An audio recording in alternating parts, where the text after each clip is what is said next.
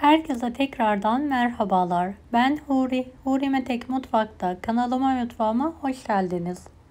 Muhteşem bir tarif ile geldim. Tarifimize hemen başlayalım. 125 gram yumuşak tereyağı, 1 adet yumurta, 1 çay bardağı sıvı yağ, 1 su bardağı pudra şekeri, yarım paket kabartma tozu,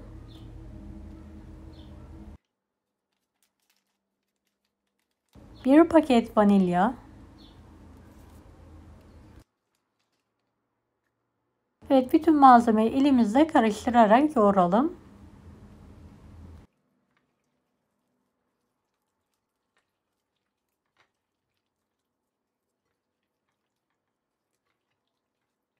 Bir su bardağı nişasta,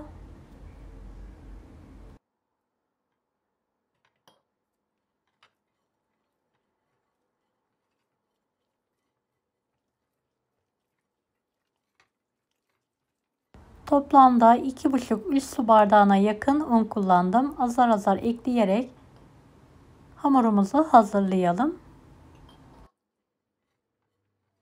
Unun miktarı yumurtanın büyüklüğüne göre değişiklik gösterebilir.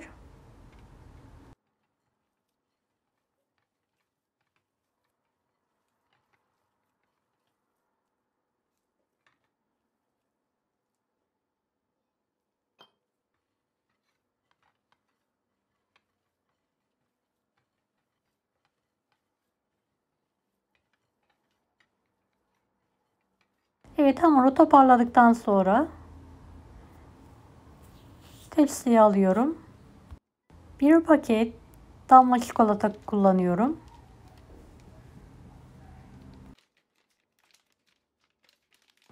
Yarım su bardağı kuru üzüm, yarım su bardağı file fındık. 1 su bardağı da iri karım ceviz ekliyorum. Tüm malzemeyi toparlanana kadar yoğurma işlemine devam edelim.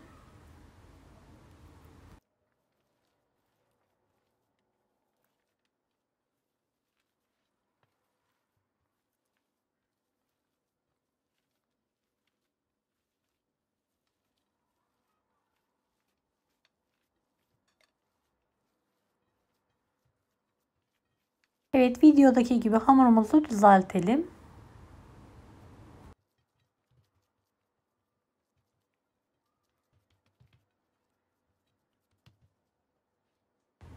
Evet, hamurumuz artık hazır, şekil verebiliriz. 1 adet yemek kaşığı ile videodaki gibi keserek şekil verelim.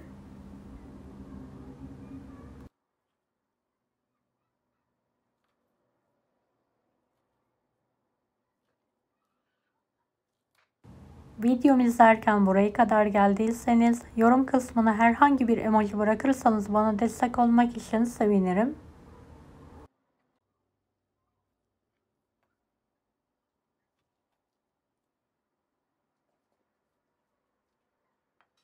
Evet, şekil verdiğim kurabiye hamurlarını fırın tepsisine aralıklı olacak şekilde diziyorum.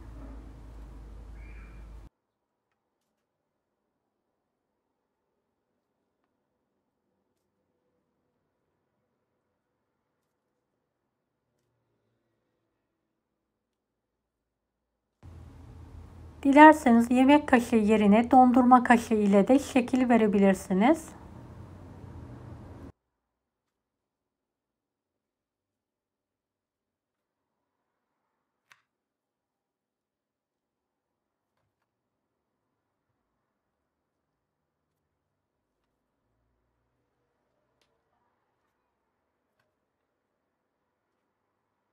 Evet, tüm hamurlarıma şekil verme işlemine devam ediyorum.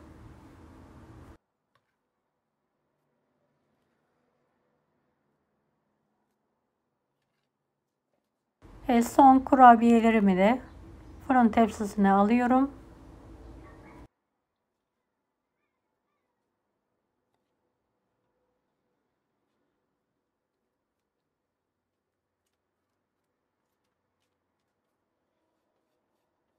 kurabiyelerimiz fırına girmeye artık hazır.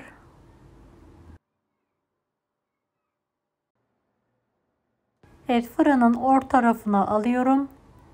170 dereceli fanlı fırına ayarlayarak üzerleri hafif bir şekilde pembeleşene kadar pişirmeyi bırakıyorum.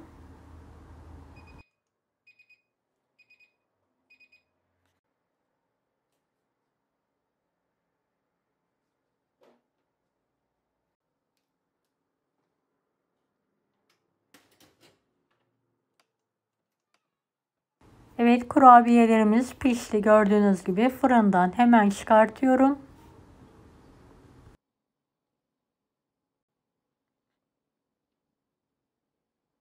Kendi halinde 5-10 dakika soğumaya bırakıyorum.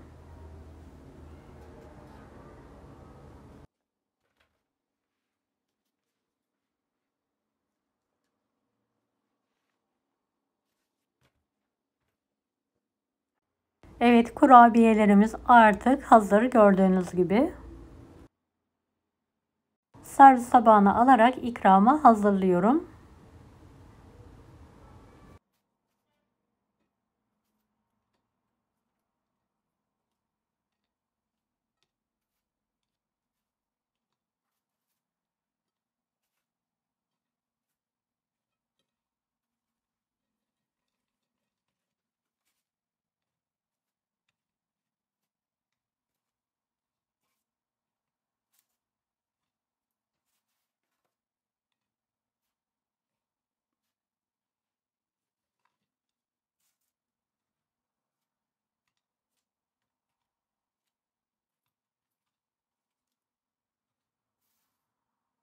Bir tanesini bölerek sizlere yakından işini de göstermek istiyorum. Gerçekten muhteşem bir tarif.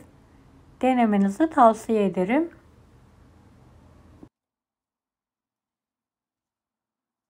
Şekil verme derdi olmadan hemen hazırlayabileceğiniz pratik, lezzetli bir kurabiye.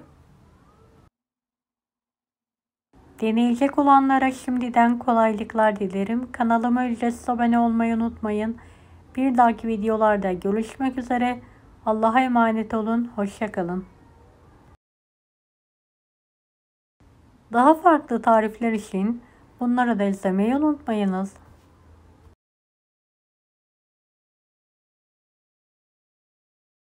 Afiyet şifa olsun herkese.